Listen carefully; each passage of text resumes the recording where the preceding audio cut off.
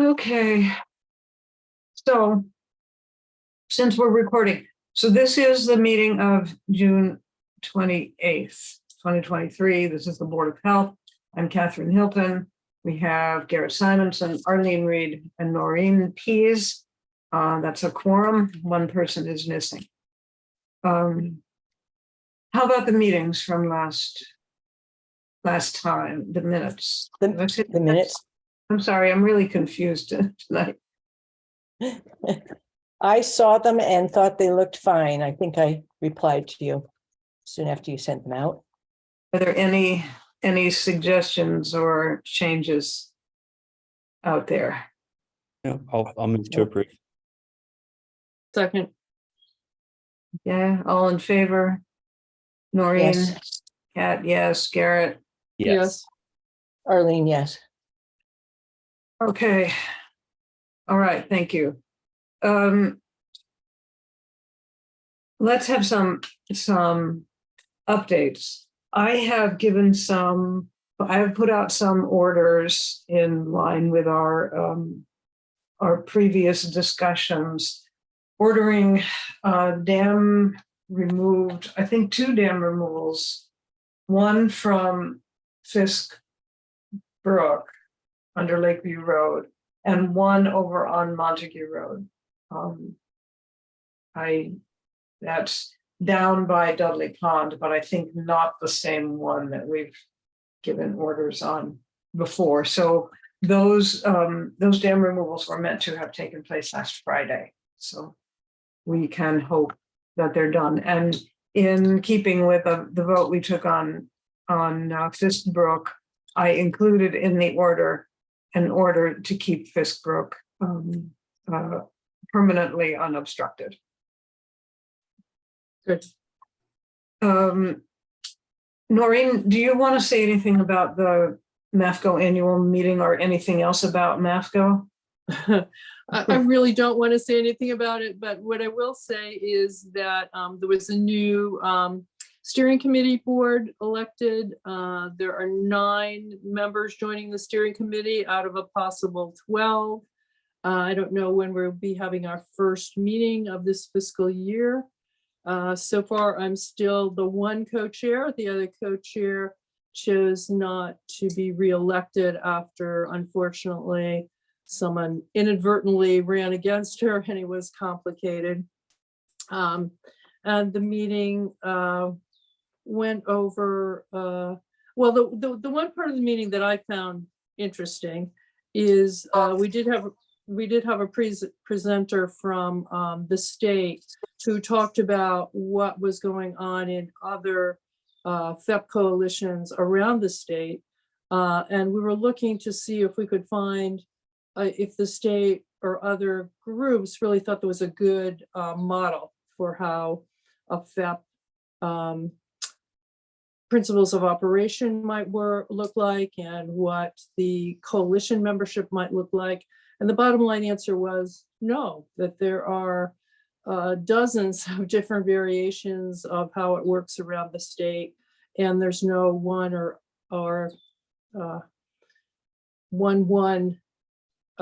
recommendation for what is the most efficient and effective way to operate.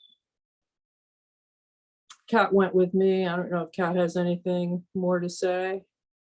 No, certainly there were some interesting ideas presented by that one person, as opposed to the other 2 presentations, which were absolutely devoid of content. But yeah, so I mean, there may be something of interest down the line. So in the same vein, at the district, I went to a district meeting the same day as the NAFCO meeting, and Claudia is pushing us to take these online trainings from the Institute of Local Public Health, and there are a bunch of them, and one of them is like fundamentals of Board of Health work or something, and it's it's estimated to take 35 hours. And that's the one that they think everybody should take. And then there's other ones that Claudia thinks we should take.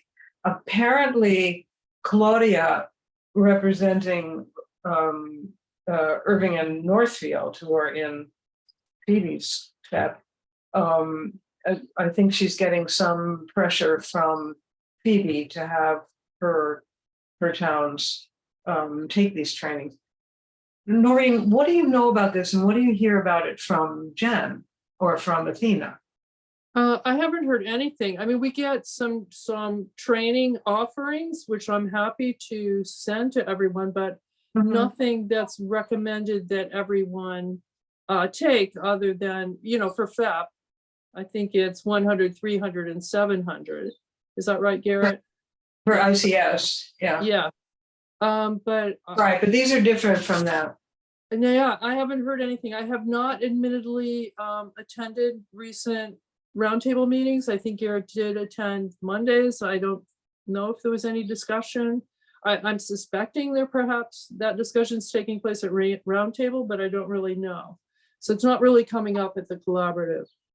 Roundtable. I mean, there are offerings, and I can forward them to everybody for trainings. There are many, many trainings that are offered, but none that anyone is being urged strongly to take. So that's interesting. Roundtable was limited to opioid settlement. Yeah. Claudia is apparently feeling some pressure from Phoebe, and she thinks that Phoebe has low expectations for the 3 towns in the district, and she wants to prove her wrong. So there's more of that kind of stuff going on. But what I would like to know from our group is, from our health collaborative, is what are the deliverables here in terms of Board of Health member training? Okay. Because obviously how well we perform on that part of it is going to affect future funding and so on.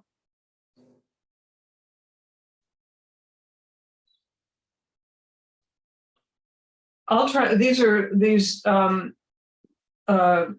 public health institute trainings are online at your own pace kinds of things, and I'll sign up to do the fundamentals one and see what it's like, at least.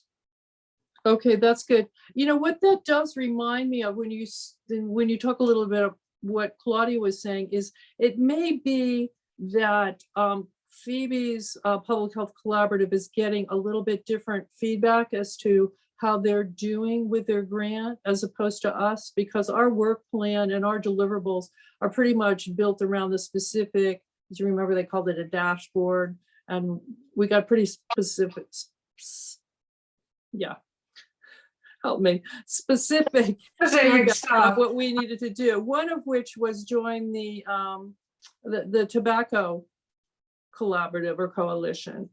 So I will definitely ask that question, but I'm just guessing that maybe where they're coming from, and perhaps the state told them that a deliverable they needed to engage in was getting more involved in this institute public health training.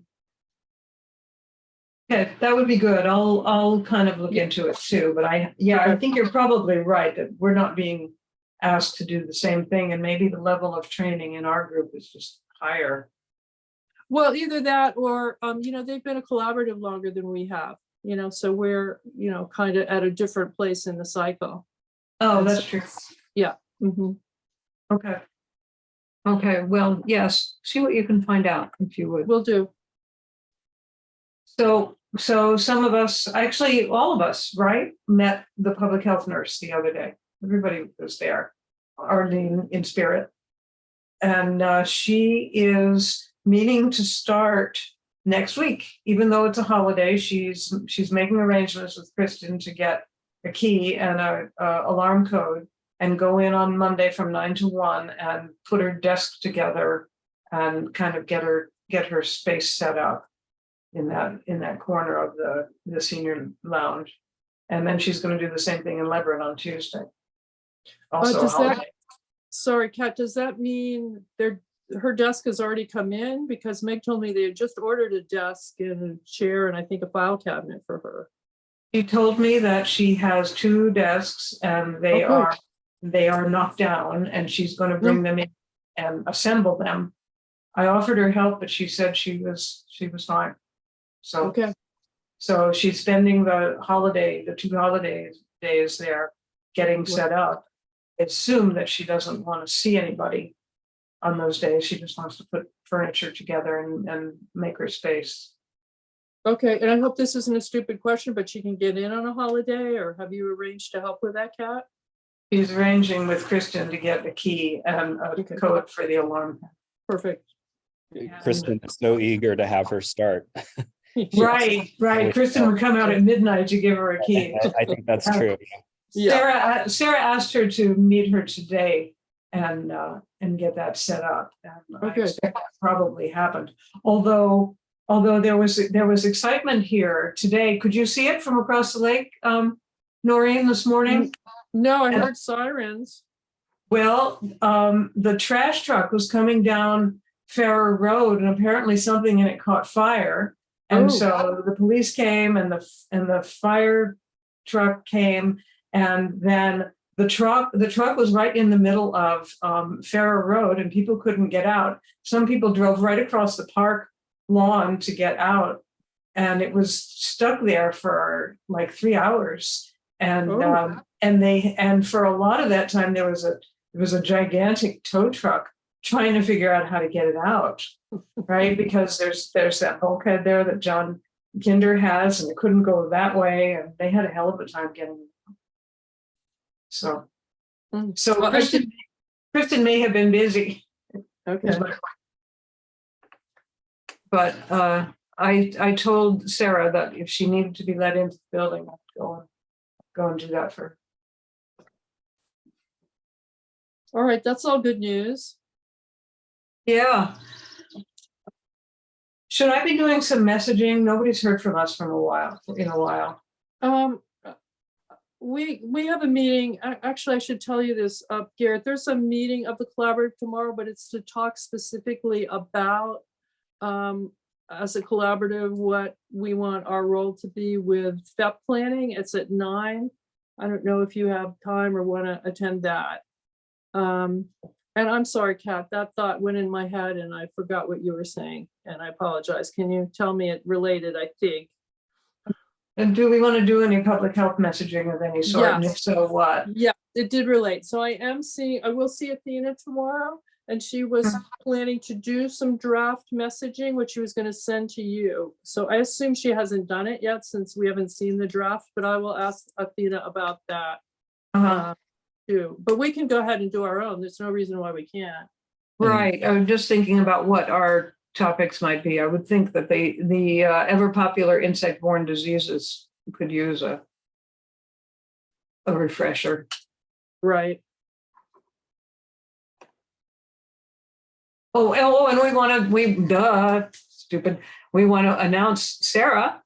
Oh, right. That's what I thought you were referring to. Yeah, no, I just today, after he was able to get out, my house guest left after several days, and I am in a state of complete exhaustion. Yeah. Okay.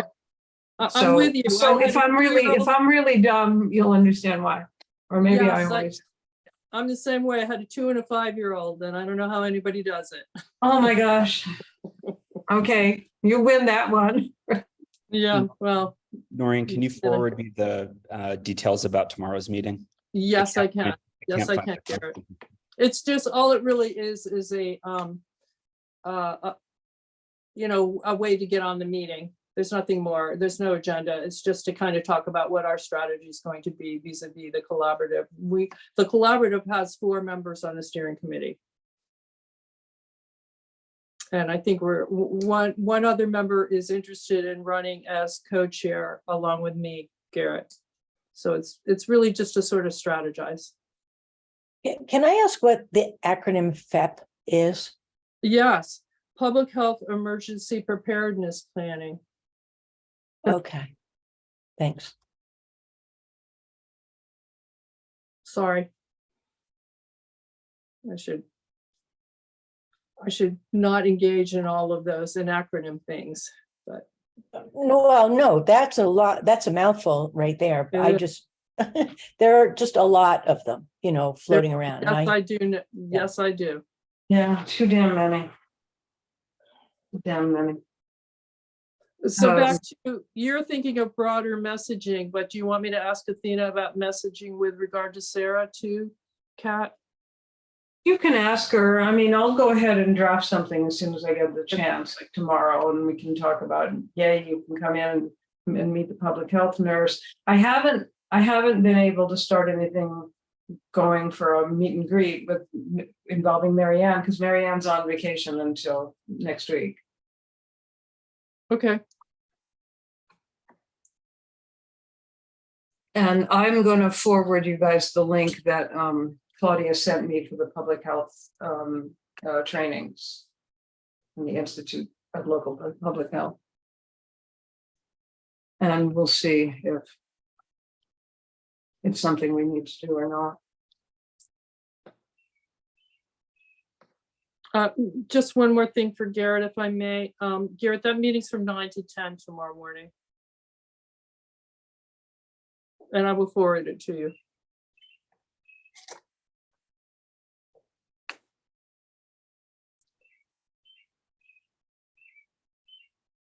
Okay.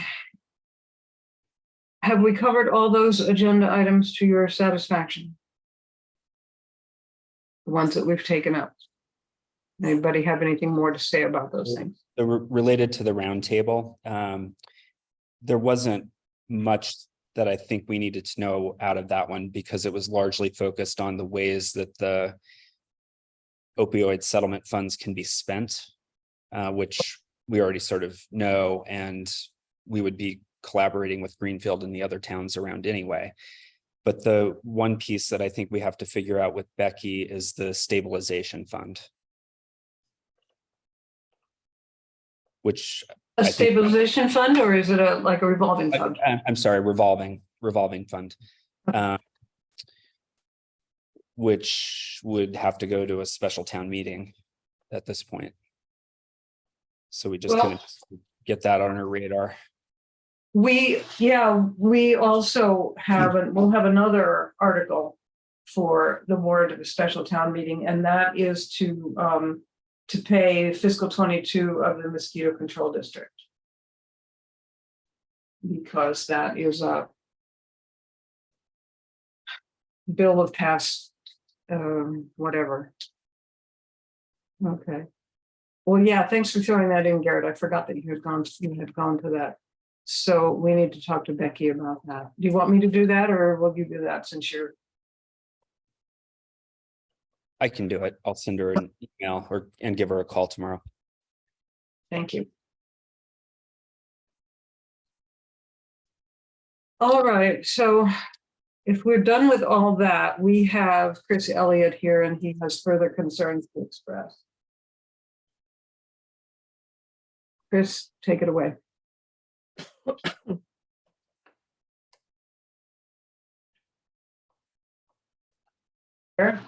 If so, you're muted.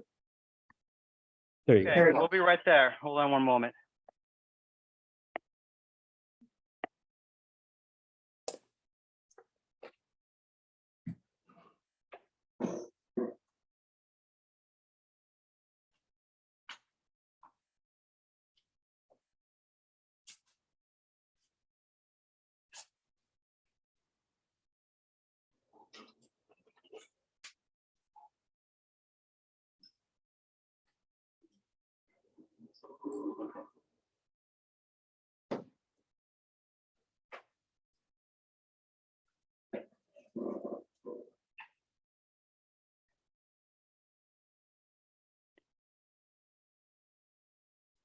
Hi. Hi. Hi there. I was just expecting to listen in because I sent an email earlier today. So I was hoping that would cover my concerns. I wasn't expecting to. I'm not sure that everybody has had a chance to read that, so perhaps you could summarize them for us. Okay, could you hold on one And, moment? and Chris, if you sent it to, to the Board of Health, only our chair has access to that. I Yeah, did so the forward, rest I of did us- forward it, Arlene, I did Oh. forward it around. Okay, again, pardon me, I'll be back in one moment.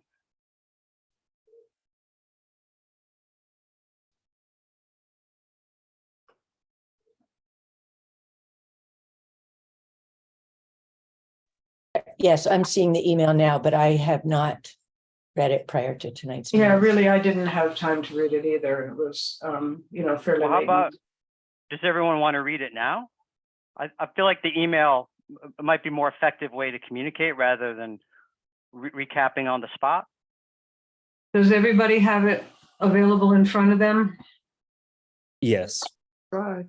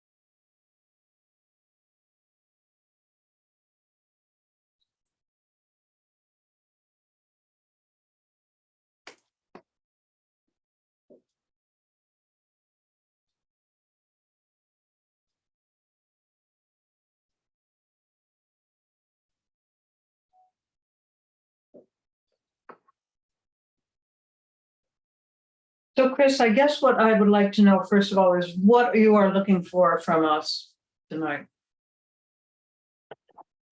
Hold on.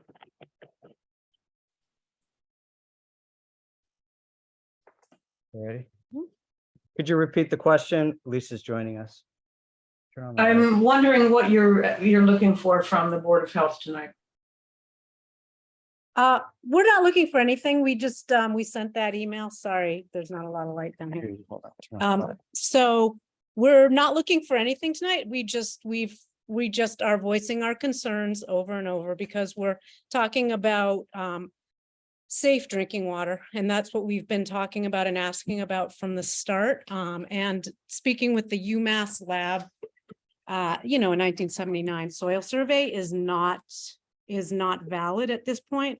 So we would be saying what needs to be done is that the cemetery needs to do an actual soil study with a reputable.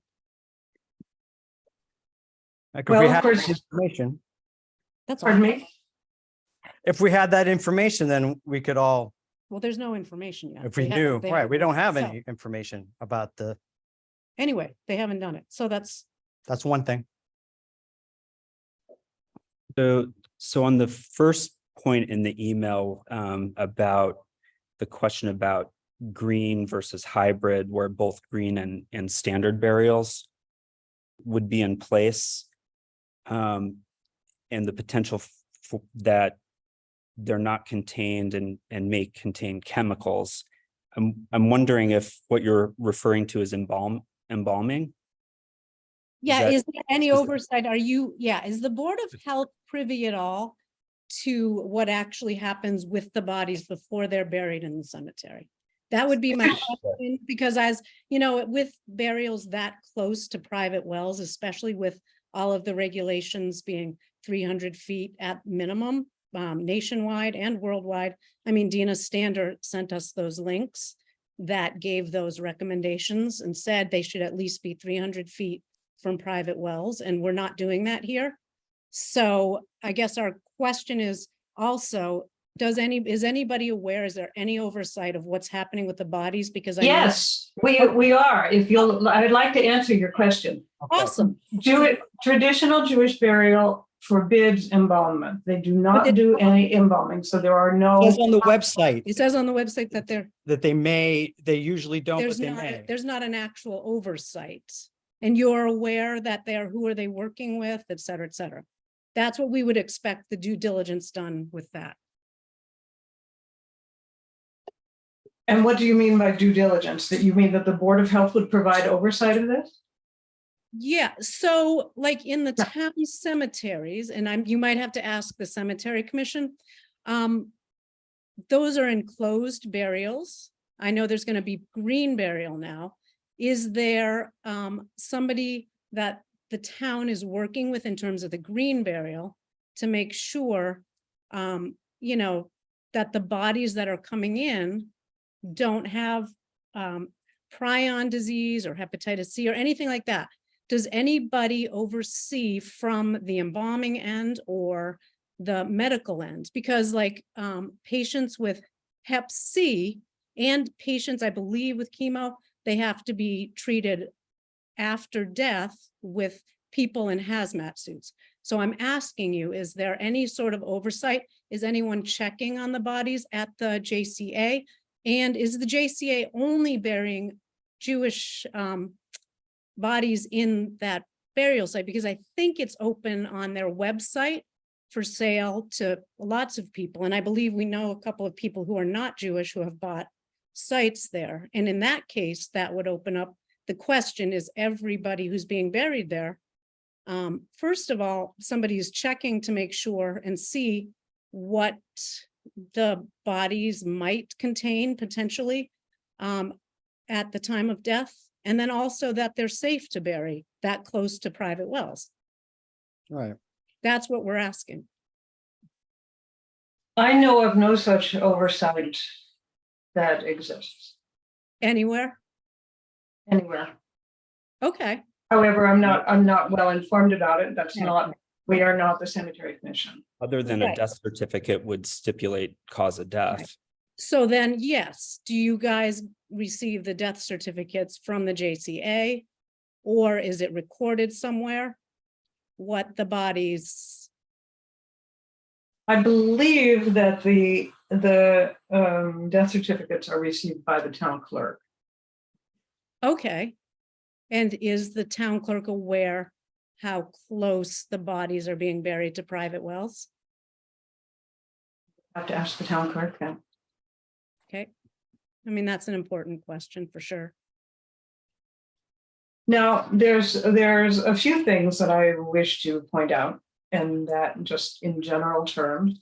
One of them is that the way in which wells are contaminated by subsurface contaminants and not surface contaminants, which would not be the case here, is essentially through groundwater.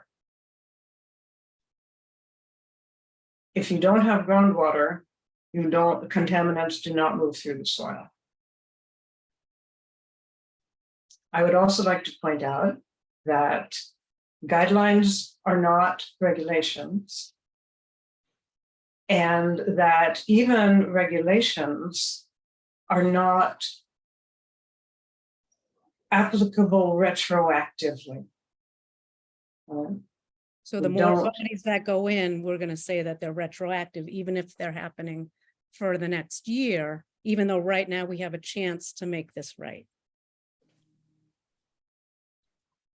And I guess my other question is, does the cemetery not follow recommendations like the town cemeteries? Or do the town cemeteries actually follow recommendations? They did 6 to 9 months of due diligence figuring out how to start green burial.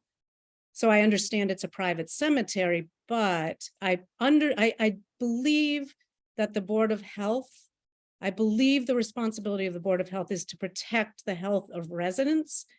And I know the verdict is out at this point on whether or not it will negatively affect us or other nearby wells.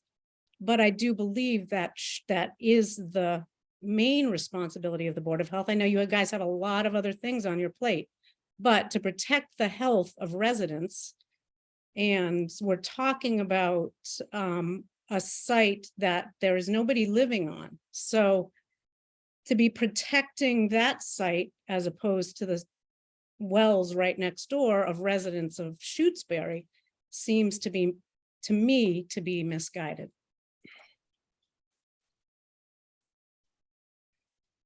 And I guess I'd want to know, I would want to know, and I'll send this in writing also at some point, but I would like some sort of document just explaining the thought process and the way that the Board of Health came to its decision to allow the cemetery to bury as many bodies as it wants to and as close to. Well, that is not correct, Lisa. We did not Okay, allow them to good. bury as many bodies as they have it, they have it. Oh, what's the restriction? What's the restriction then? Because The restriction is on the green burials. That's true. We haven't, not on the standard. That's our concern. That's why this conversation is That's okay. That's continuing, okay. like, and I said in Okay, the email, right? Because there's no restrictions on setbacks or density for these additional standard It's okay. burials. That's why we're here. well, we don't know at this point the density of the standard burials because we have not yet received their updated plan. Right? So we are awaiting them. And so it's kind of, yeah. So they can continue to do what they want. to. What about the setback? Because as it stands, we have potential for standard burials to be right up to our property line. Appears to be about 30 feet from our well. And again, the other concern is, and this is all I'll say, the concern is that their standard burials are actually green burial, as Sam Gladstone said in probably the first meeting we met him, or the second meeting, that there are holes in the bottom, and I Yeah. forget how he described it, but That's covered there. something goes right into the ground. They're not. And he said contained. that. Yeah. And I saw one of these sites that Dina Stander actually mentioned actually going to that day. I was around, I think it was a snow day, and I was cross-country skiing, and I went over to where a site was open and ready for the body to come in. And yeah, it's just open. It's not, and that was a regular burial. Just So- open. What is just open? The bottom, there was no, Right. It's been said on several occasions Yeah, that the they've standard told burials, the you. traditional burials are open. They're not enclosed on the bottom. So. and again, if it is a traditional Jewish burial and they're not embalmed, then that makes sense, but they're not guaranteeing that. And if you read their website, it doesn't guarantee that. They make that as a recommendation. But again, they've sold a lot of plots since we brought this issue up. And again, we know people that have bought, a couple of people who have bought. Since this all started, very recently, I think right at the end of 2022.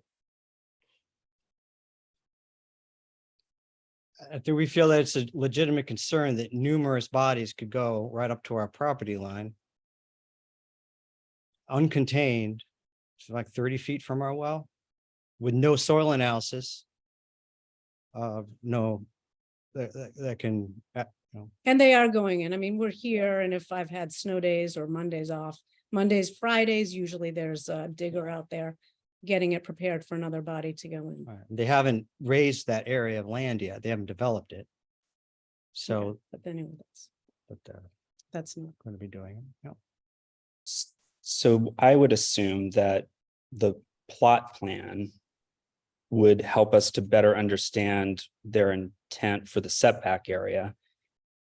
The slope area, I would assume, is completely off limits for any burial based on what we've asked them to do. So, the plot plan would be helpful to understand, to the point about the validity of the 1979 report, you know, when I look at the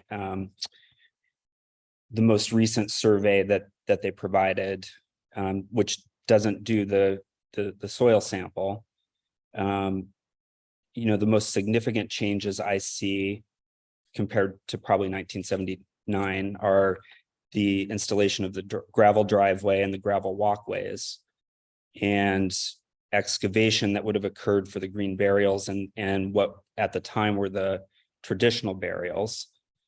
And it seems that in the front there was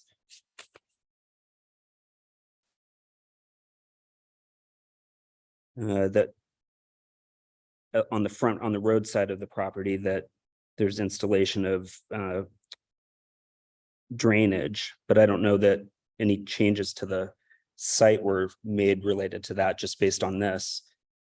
But it would be helpful to have a better sense of the plot plan.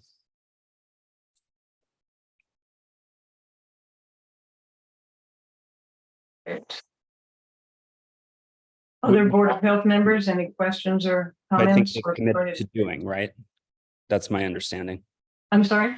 that they've committed to providing a plot plan. Yes, they have. They're redrawing it now based on our ruling of February 15th. And that's a plot plan based on projected burials and plots that they've sold already. Yes, it's a plan detailing the future use of the site.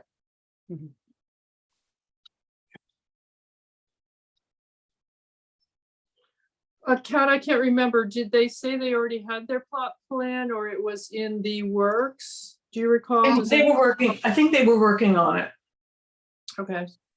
The current document that we looked at last time shows 9 green burial plots.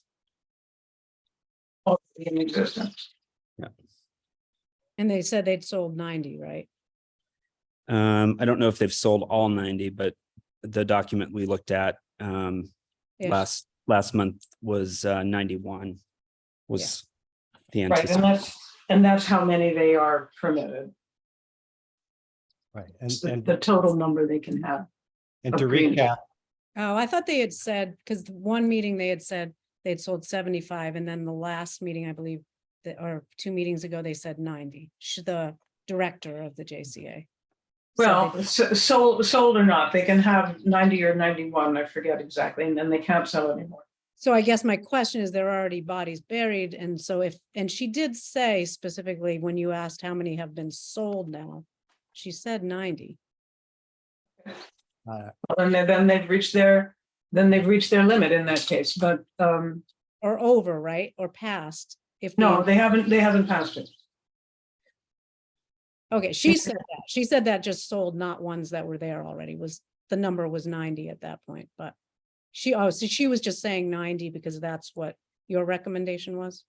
Okay, the point being, those 90 are split between the down in the middle of the circular driveway and the area that's already been developed. And the area that's not developed is where they plan on putting the additional standard burials that are in addition to the 90, the unknown number, whether it's 50 or whatever. And as it stands, there's no setback, there's no oversight of that. And that's, Right, So- I am hesitant to assert jurisdiction over yet another point of this. Board of Health members,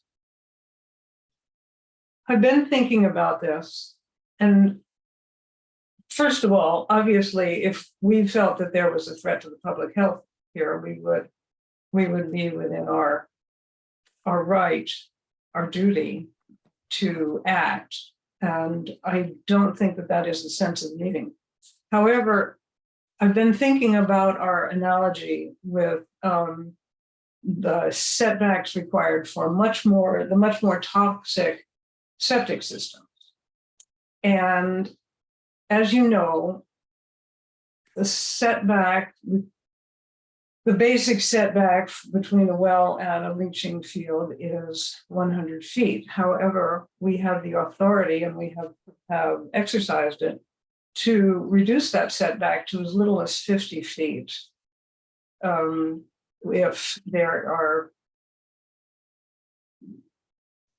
circumstances warrant that, let's just put it that way.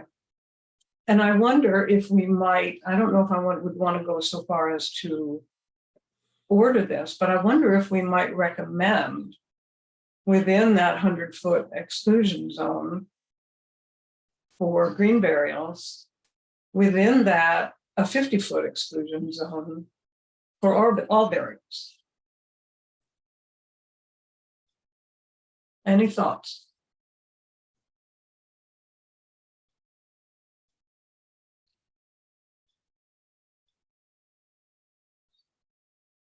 A question that I have, actually, going back to several meetings ago, Garrett, when you shared, I think it was some of the information you had gotten from DEP. Am I right that they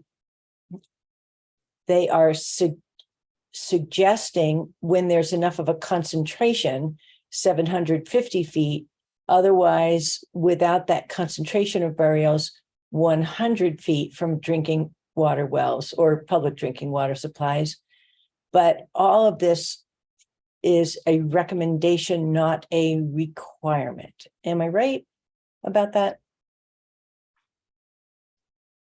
So they are recommended standards on that they published. And I spent a lot of time trying to parse it out today, in reading and rereading it. What is somewhat confusing about the information that's published on their website is that some of it speaks to burial on private property, and some of it speaks to green burial, and some of it speaks to green burial on private property. So what is not 100% clear to me in the standards that they're presenting is if they are presenting those standards as it relates to a private property burial or a cemetery that utilizes green burial practice. The other part of the conversation that has me somewhat unsure is, I think that what we asked was for them to look at a setback and to look at areas of the property that had particular slope. And I think that they were responsive to that request. And so then where I think we're in a gray area is green burial being defined without casket, non-embalming, wrapping of the body, certain depth, cover, and Jewish traditional burial, which would include a coffin, but not the liner or a vault. And so is that still green burial? And should it be green burial as is defined without embalming and casket? And should that exclusion also apply to that setback requirement? So that's something that we can't really answer. I think And that may be something that we have to turn to DEP and request some assistance from them to help us make that determination. Yeah, I feel like I have no evidence on which to base a decision. Like I'm hearing nothing about evidence that a burial of any kind poses a threat when it's 100 feet away from a drinking water well. And so I feel particularly unable to speak about.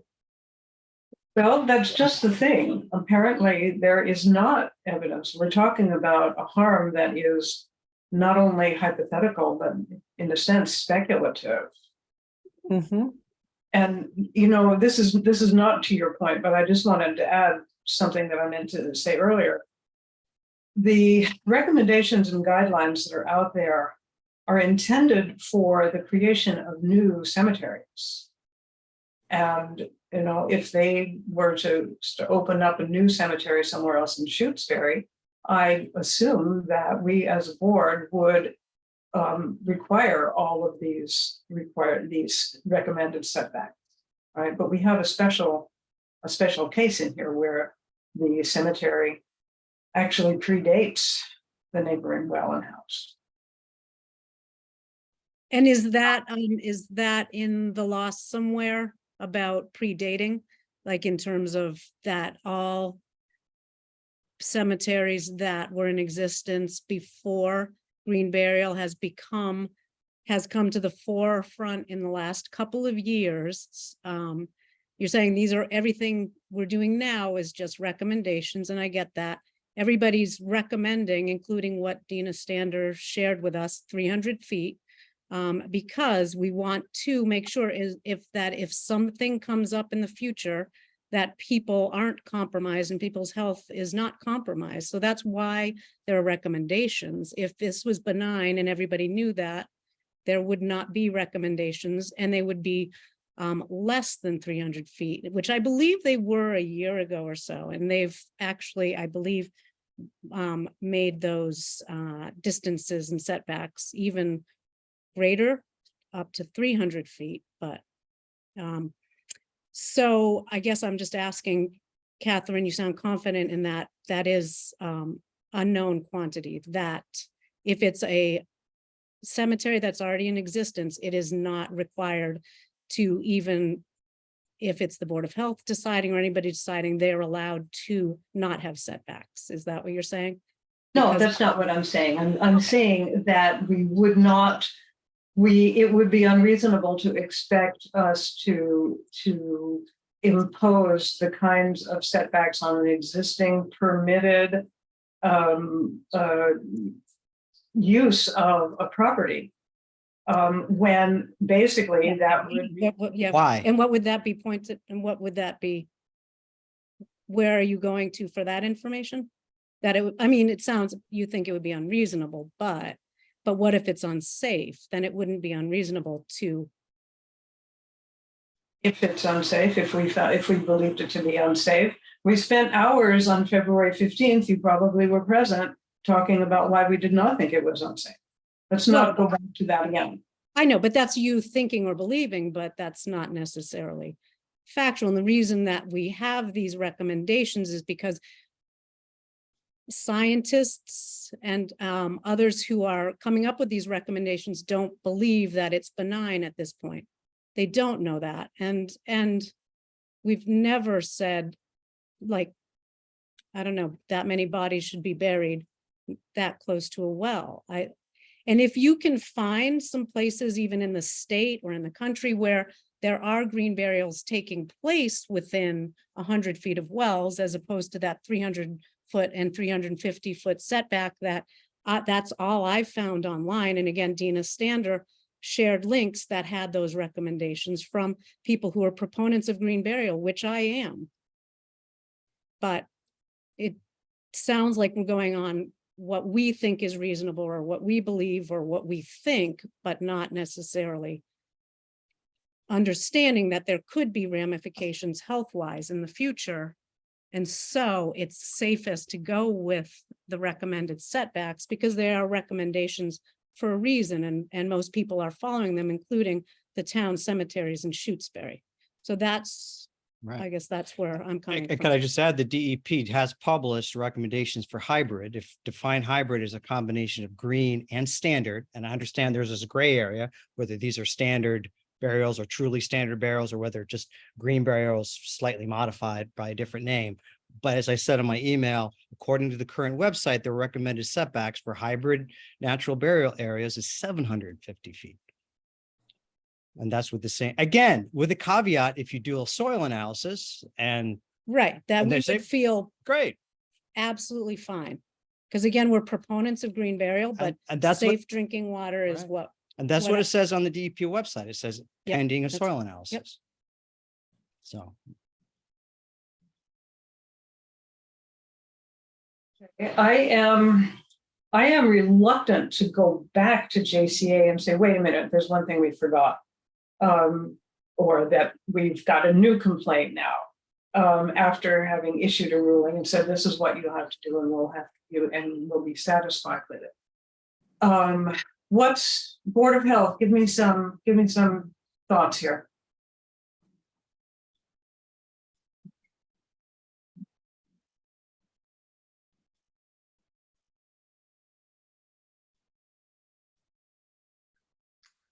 Well, I just have a question for Garrett. I think it is. Garrett, did we not earlier, or maybe Kat, you wrote the letter, did we not seek guidance from DEP on this? Now, maybe we were seeking it with regard to a different question, and the question has changed somewhat. I think Garrett was suggesting earlier that we might seek their advice again. So we did talk with them as it relates to the school well as a public water supply. And I spent time with them on that, and they stated at that point in time that that they would not exert jurisdiction over it because it was outside of a setback. And I know that from Chris that, you know, they maybe had some conflicting conversations with DEP on that. So, you know, all I have is, you know, the information that was given to me at the time. You know, if you start to apply the 300 and 750 feet setback, you shut down the cemetery to operate as to operate. I mean, if their conventional or their standard burial is also toward a green burial, you know, when I'm looking at the site map, the 100-foot setback from, you know, from each of the property lines pretty much makes it impossible to have a cemetery there. And so, you know, I think that we as a board are operating off of the best information that we've been able to collect on this, and have tried to come up with a thoughtful approach to work with the cemetery to set some restrictions and to establish some mitigation to prevent there, you know, being any sort of problem. So aside from asking DEP to review what we've done and to issue a ruling, I mean, you know, the state Massachusetts general law gives an aggrieved party related to a Board of Health decision on a cemetery the opportunity to appeal it to DEP. And so, you know, we could either proactively ask for review, or if what we decide to go with the cemetery is not in line with the direction that you would like to see the CS go, I think that you have the ability to appeal our decision to DEP. Thank you. Yep. Mhm. Yep. And thank you for all the work you guys have been doing. I understand it's a complicated situation and they've been there a long time. And yeah, it's a tough situation with a lot of gray area, but we just continue to think about the safe drinking water. And I don't know if you would want to, but talk to Eastern Mass DEP, but they were the ones when I called last year. Yeah, he dropped a pin right in the center of the cemetery, and the well at the school was within 750 feet. So that's just something you might want to check into. I don't know. But thank you for all your work. Well, we appreciate your concern. I really believe in my heart that it is unfounded, but I get that you're concerned and anxious. And I have to say that I wish that a previous owner had not chosen to install a well 30 feet from a cemetery, but they did. And I think it was already there, right? It was dug, the well was dug back in the late 70s or right around We when, don't know. yeah, It was right around the time they had already established that it was going to be a cemetery there, so it was possibly not the best decision, but there you have it. 3 owners ago. Okay, gotcha. So clearly we need some more information, and I think we need some more guidance from above. So, Garrett, how do you suggest we move forward with DEP?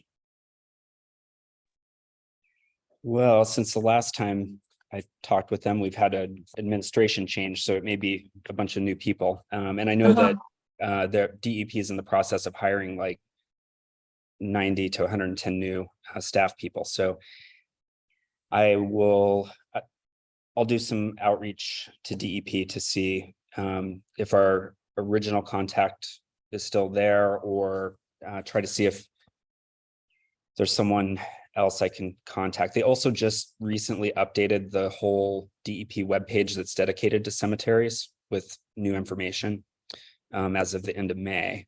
So let me see who I can talk to there and run Okay.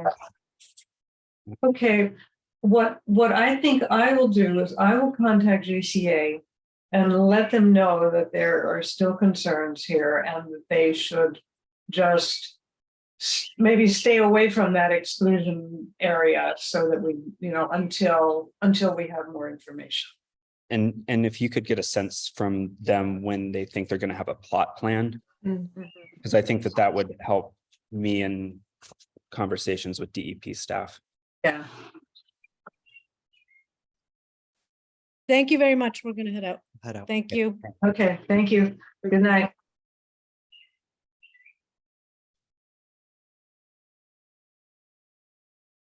Oi.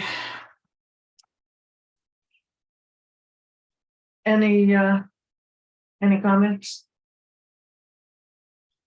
Other than it's a tricky one to navigate. I mean, you've got an existing property with a specified use, and then you've also got this nuance between traditional and green.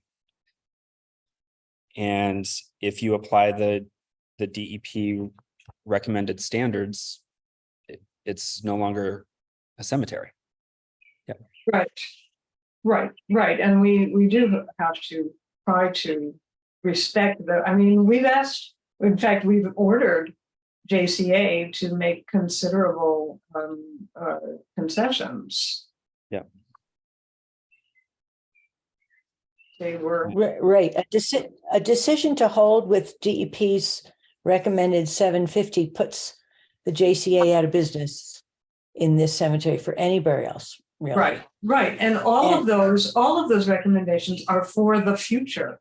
But it would have a very, very high impact on that organization. And so we're sort of walking the line between this devastating impact on the organization versus this potential impact on the abutters that's out there in theory. Yeah. I don't know. Right. And as I said earlier, I don't have any evidence. Like, I'm a science-minded person, and I want some science here that says, Arlene, there isn't any. There isn't any. That white paper that we used said basically there is no evidence for harm here. Yeah. So I mean, Okay. the kinds of precautions that we are taking are already beyond what is really necessary. Yeah. And the other issue that exists with the setback based on density is that it doesn't account for frequency. And part of what I think is of concern here is this notion that, come tomorrow, there's going to be 91 burials on the site. Right. And that's not, so The frequency of burial is between 5 and 12 a year. So we figure there's maybe 7 to 8 burials every year. Right? Because the difference in the setback recommendations from DEP and the white paper is that in the white paper, the setback was 300, but it wasn't based on density. There Right. was a sort of density factor that played into the white paper. So Right. The densities that they're talking about in all of these studies are 300 burials per acre. Right.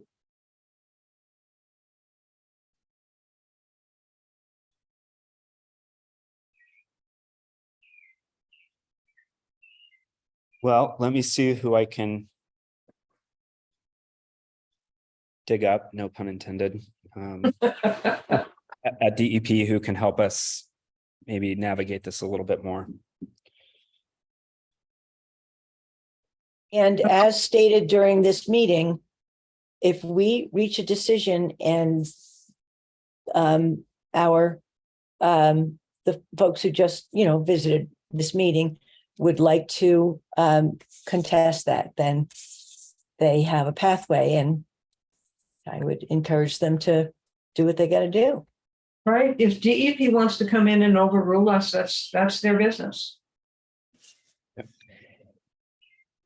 I think one of the things I want to try to understand better is, so if the setback that we've asked them to do is an exclusionary zone, and it also factors in the slope, and we've asked them to not do green burial in that area, and there's nothing in statute or general law that defines what a green burial is versus a traditional burial that I can find. But if someone can look at what a green burial is compared to a conventional standard, whatever the word is, Jewish burial, and tell us if that's the same, then I guess we could exclude the traditional burial from that setback. Right. So when we talked about this with them on February 15th, they said that the difference between a green burial and a conventional burial was essentially the depth. That the green burials are closer to the surface in the zone where there's the most, microbial activity, and the conventional burials were deeper, and they used coffins, but open coffins. I mean, obviously they're using, in the green burial, they're using biodegradable caskets. I don't know what kind of coffins would be used in their traditional, but they're open. So it seems to me that everything, this is just, I'm trying to reason through it, that everything about the traditional burial points to the remains, especially the fluids, being released into the soil, but more slowly. Right? Partly because it's going to be buried deeper where there's less microbial activity, partly because the surrounding casketry and stuff, although it's not going to hold it back entirely, is going to slow the release of fluids.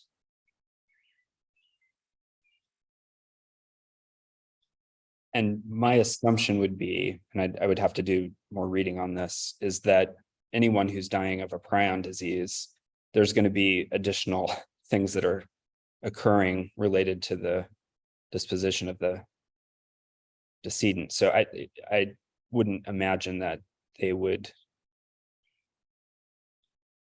Yeah, right. And I mean, that's another thing. Those things do die in the soil.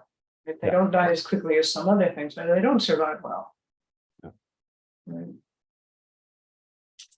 But that is something we could ask about. if there's some kind of postmortem treatment.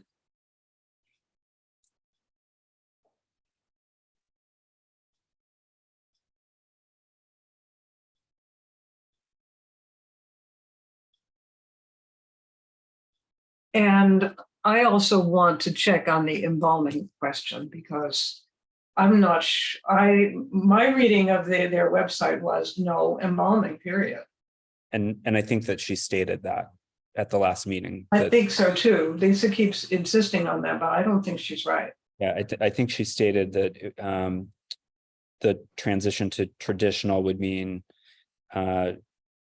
coffin, but no embalming, no bottom liner. And then I also asked about density, as you know, because in many cemeteries, Oh, right. the density and she said that they would not be doing that. Right. No stacked burials. Yeah. Right, yeah, I mean, the limit on the number of burials is the size of the space, which is not, they don't have a lot of space. She told me that they expect to be looking for another site, probably in 3 years. Yeah. Even though this one isn't going to, I mean, at the rate they're going, it would probably fill up in like 10. And while there have been changes to the site since 79, I can't imagine that they are significant enough that the analysis would be that different. Well, I agree. I mean, if there were in fact various, rock fractures and surface waters and things like that, that would show a kind of a changing landscape, it would be one thing, but Yeah, because DEP says to just do a soil profile to 4 feet, and they were going 8 and 9 feet. right, and they came to no water at all. It's basically no water there, and the neighbors corroborated that, saying that the wells are deep there. Yeah.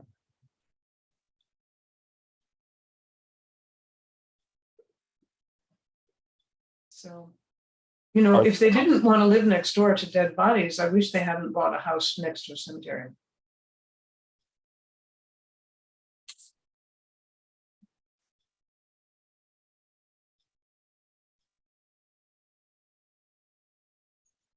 Do you remember the name of the person I talked to? Was it Andrew? Was his first name? I think it was, and I think the last name was Kelly, Andrew Kelly. Yeah.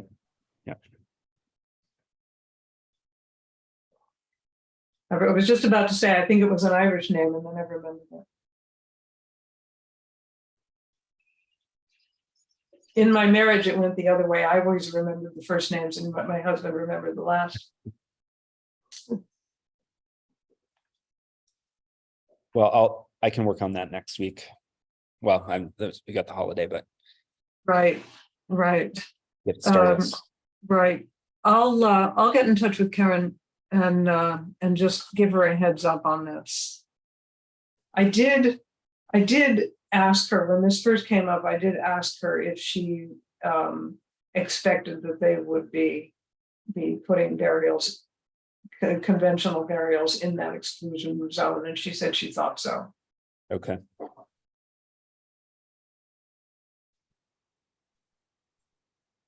Did I tell you guys I ran into Sam Gladstone the other evening, and he thanked me frequently and profusely. I hope they won't know. And I was wondering if they'd be disappointed, that we put limits on it. But they were apparently very happy. I hope they won't be disappointed now that letting this get opened up again, at least a little bit. One of the things I remember from my previous conversations with Andrew is that they had just completed a site visit at the school for the public water supply, and that they were going to be issuing a report on it, and that the Board of Health would get a copy Do you I know if? haven't seen any such thing. So, Um, because I think that they were going to make comment in that report about that there was not a concern about the setback from the school well. huh. I'll see if the principal has it. Okay. That's for me to do, and can anybody look into the question of postmortem treatments for prion diseases?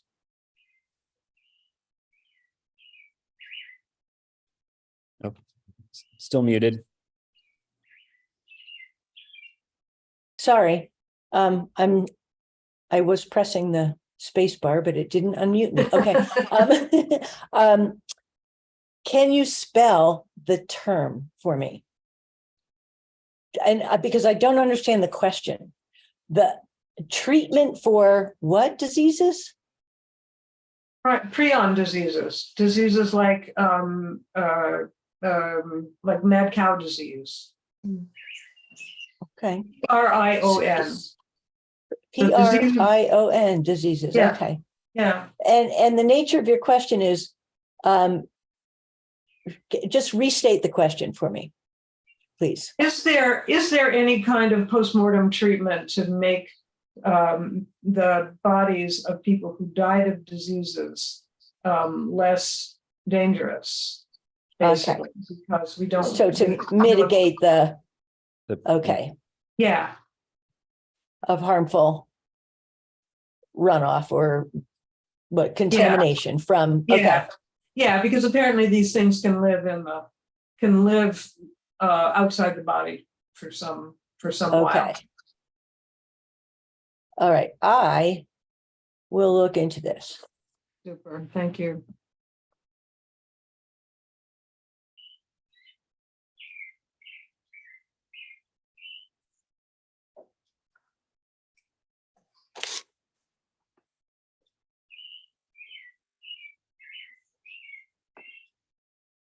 So Garrett, when you talk to Andrew, it seems like his main interest or responsibility has to do with the public water supply well. But perhaps you could ask him if there's somebody that you ought to talk to about private water well. Yeah, I want to see if I can figure out who maintains the DEP webpage for green burial and talk to that person.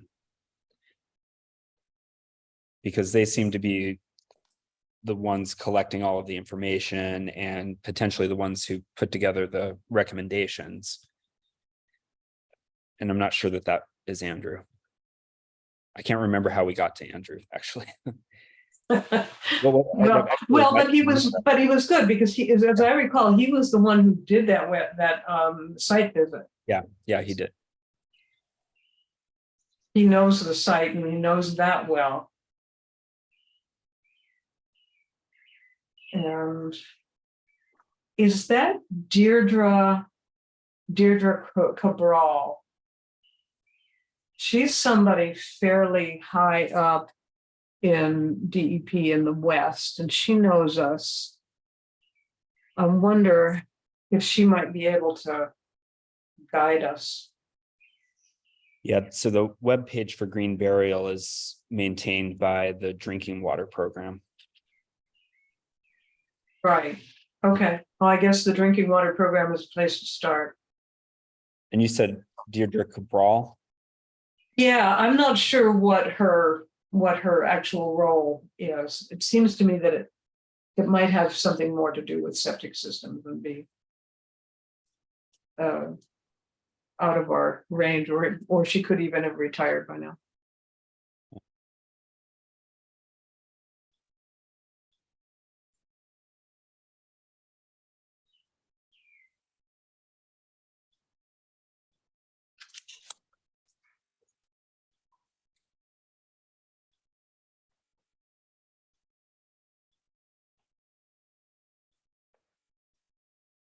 So another thought that's coming to me is that they must have backhoes out there from time to time.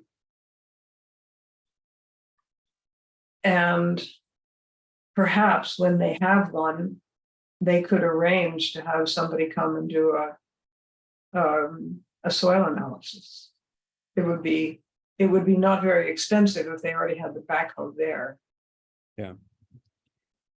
I mean, if that property's well, the abutter's well, was there 1979 or prior, I mean, you know, the analysis, the only changes to the property since that time were the addition of the road and the walk and the pathways that I know of, you know, based on, you know, trying to think it through, and excavation for grave sites.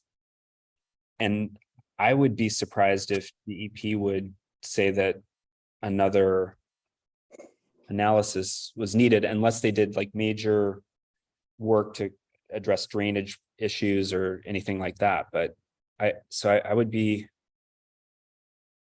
You know who I'm going to ask just to start? I'm going to ask Al Werner.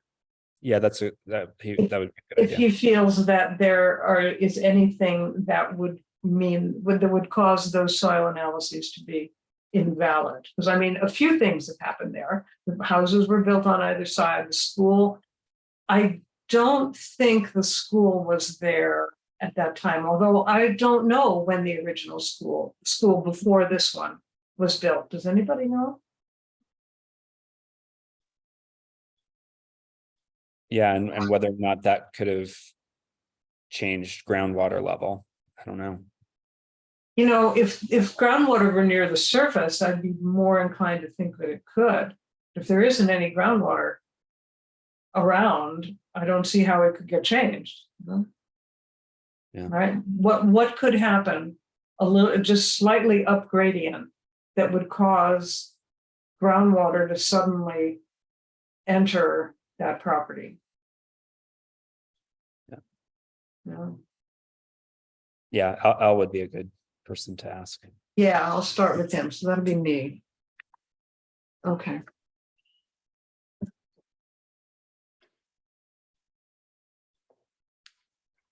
Okay, you guys. So we've got our assignments.